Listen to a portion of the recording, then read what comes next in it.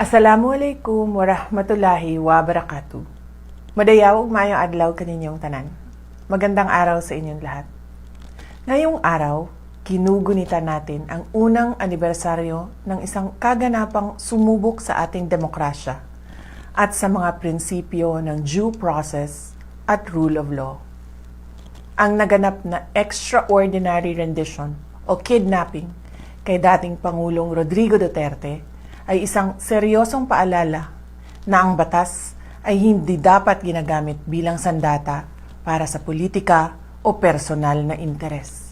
Ang pagyurak sa karapatan ng isang individual sa pamamagitan ng mga irregular na proseso ay hindi lamang pag-atake sa katarungan, ito ay hamon sa ating pambansang soberanya.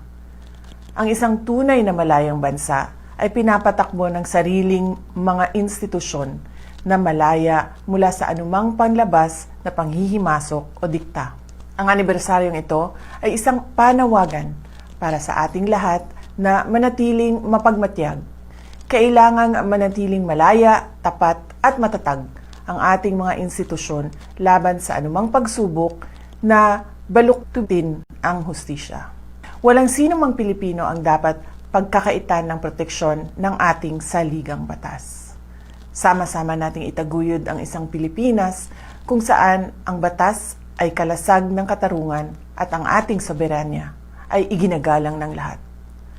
Patuloy nating ipaglaban ang dangal ng ating bansa. Mahalin natin ang Pilipinas para sa Diyos sa bayan at sa bawat pamilyang Pilipino. Syukran.